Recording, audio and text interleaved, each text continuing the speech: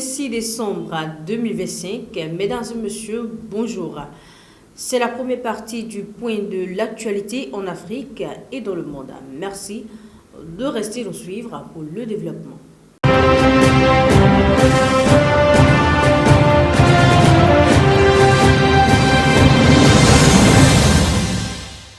Cette édition s'ouvre avec l'actualité politique en Côte d'Ivoire. À la veille des élections législatives du 27 décembre, en Côte d'Ivoire, le climat politique est marqué par une vive controverse. Le PDCI-RDA, principal parti d'opposition dirigé par Tidjane Thiam, accuse le parti au pouvoir, le RHDP, de manœuvres frauduleuses dans une circonscription du centre du pays.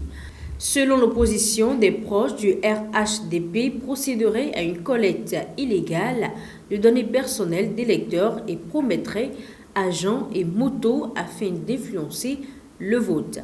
Le PDCI dénonce une tentative organisée de manipulation électorale.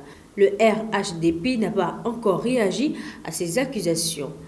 De son côté, la commission électorale indépendante se dit non concernée par les querelles partisanes et invite les plaignants à saisir la justice. Le PDCI évoque aussi la disparition de milliers de cartes d'électeurs, un incident que la CEI affirme avoir maîtrisé. Plus de 8,7 millions d'habitants sont attendus aux urnes. Tragédie et insécurité grandissante au Nigeria.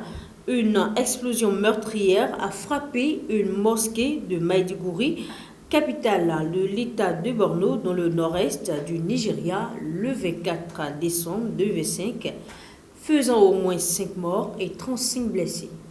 Selon la police et l'armée, il s'agirait vraisemblablement d'un attentat suicide survenu à l'heure de la prière du soir.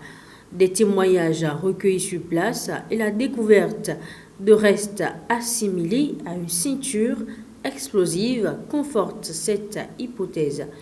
L'attaque a visé la mosquée d'Al-Adoum, située près du marché très fréquenté de Gomboro. Aucun groupe armé n'a revendiqué l'acte, malgré l'activité persistante de Boko Haram et de l'ISWAP dans la région. Les autorités ont condamné un acte barbare et annoncé un renforcement important des dispositifs de sécurité, notamment autour des lieux de culte. Autre point dans l'actualité du jour, le Parlement algérien a adopté le 24 décembre dernier une loi qualifiant la colonisation française de crime d'État dans un contexte de fortes tensions diplomatiques entre Alger et Paris. Ce texte, présenté pour la troisième fois depuis 2001, vise à criminaliser les exactions commises durant la période coloniale de 1830 à 1962. La loi réclame des excuses officielles de la France, considérées comme un préalable à toute réconciliation mémorielle.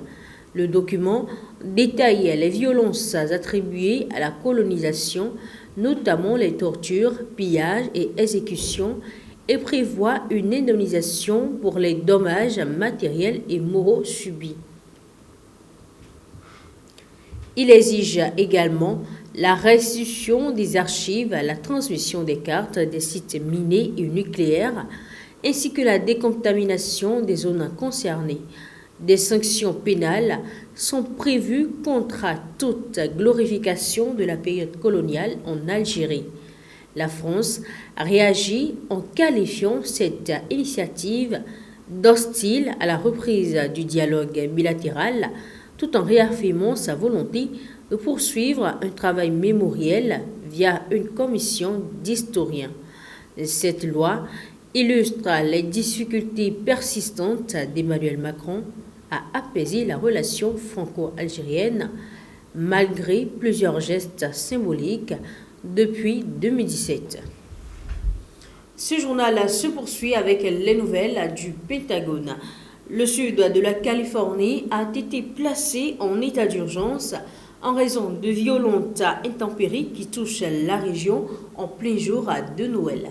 Des pluies exceptionnelles équivalentes à plusieurs mois de précipitations se sont abattues en quelques heures, causant au moins 3 morts. Le bassin de Los Angeles et Santa Monica figurent parmi les zones les plus menacées. Rivières en crue, routes submergées et coulées de boue compliquent les opérations de secours, notamment dans les secteurs déjà fragilisés par les incendies récents. Des évacuations ont été ordonnées et des abris ouverts. Ce phénomène est lié à une rivière atmosphérique dont les effets, aggravés par le changement climatique, devraient se poursuivre pour une durée indéfinie. Cap à présent sur le Moyen-Orient, l'Israël a annoncé un vaste plan d'investissement de 110 milliards de dollars sur 10 ans afin de développer une industrie nationale de l'armement et réduire sa dépendance militaire vis-à-vis de l'étranger. Présenté par le Premier ministre Benjamin Netanyahou comme un choix stratégique, cette décision vise à garantir l'autonomie du pays après plusieurs années de conflits intenses, notamment à Gaza, au Liban et face à l'Iran. Actuellement, l'État d'Israël dépend largement des États-Unis, son principal fournisseur d'armes et d'aide militaire. Cette dépendance, jugée risquée par le gouvernement, aurait montré ses limites lors de récents affrontements. Le plan prévoit une hausse significative du budget de la défense qui atteindra 16% des dépenses publiques en 2026. Des experts alertent toutefois sur les conséquences économiques d'un tel virage, estimant qu'une économie de guerre durable pourrait fragiliser la société israélienne et accroître sa dépendance aux exportations d'armes. C'est tout pour cette première tranche d'information de la journée. Merci de nous avoir suivis. Merci pour votre fidélité renouvelée.